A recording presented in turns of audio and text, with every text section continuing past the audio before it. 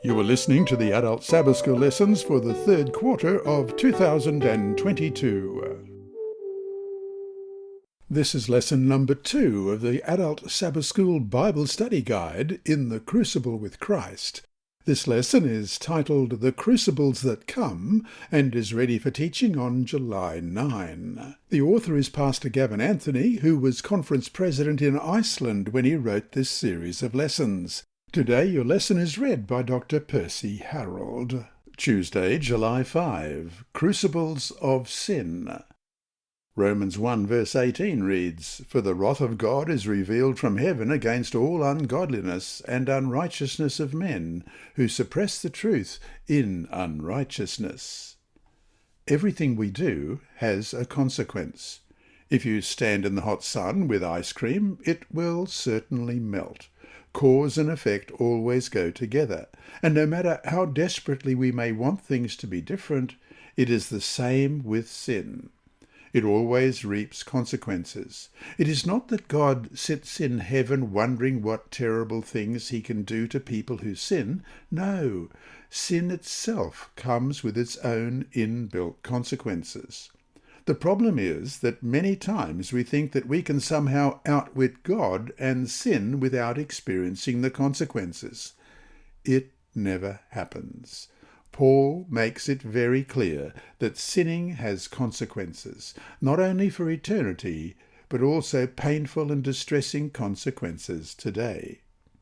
In Romans 1, verses 21 to 32, Paul describes the process when people fall into sin and the consequences of those sins. Read these verses prayerfully and carefully and summarize the essence of what Paul is saying, focusing specifically on the stages of sin and its consequences. Romans 1, beginning at verse 21, "Because although they knew God, they did not glorify him as God, nor were thankful, but became futile in their thoughts, and their foolish hearts were darkened.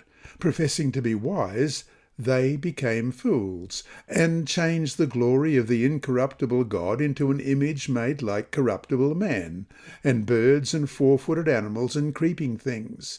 Therefore God also gave them up to uncleanness in the lusts of their hearts, to dishonour their bodies among themselves, who exchanged the truth of God for the lie, and worshipped and served the creature rather than the Creator, who is blessed forever. Amen.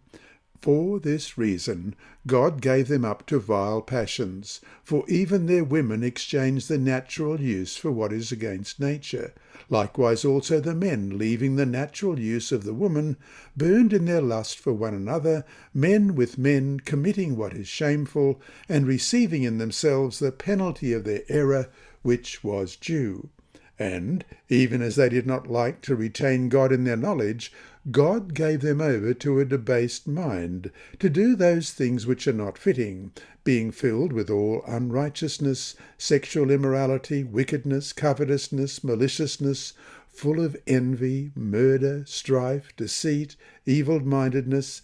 They are whisperers, backbiters, haters of God, violent, proud, boasters, inventors of evil things, disobedient to parents, undiscerning, untrustworthy, unloving, unforgiving, unmerciful, who, knowing the righteous judgment of God, that those who practice such things are deserving of death, not only do the same, but also approve of those who practice them."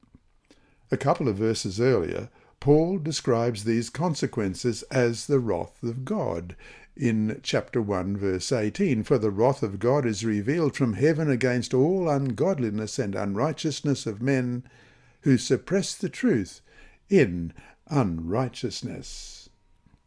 God's wrath in this passage is simply God calling human beings to reap what they sow.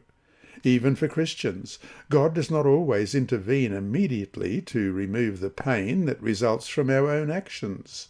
Many times he allows us to experience the consequences of our actions in order for us to understand how deeply damaging and offensive our sin is. We have been considering the consequences of breaking God's moral laws. But what about breaking God's health laws? Our bodies are God's home. If we abuse our bodies by failing to eat healthfully or to exercise, or if we regularly overwork, this also is sin against God. And this has consequences that can create the conditions of a crucible. And so to finish today, in your own life, how have you reaped the immediate consequences of your own sins? What lessons have you learned? What changes must you make in order not to go through something similar again? This lesson was read by Dr. Percy Harrold for Christian Services for the Blind.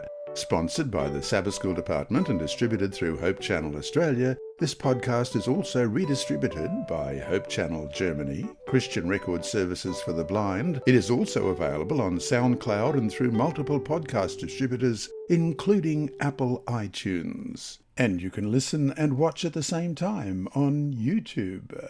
Remember, God is always faithful.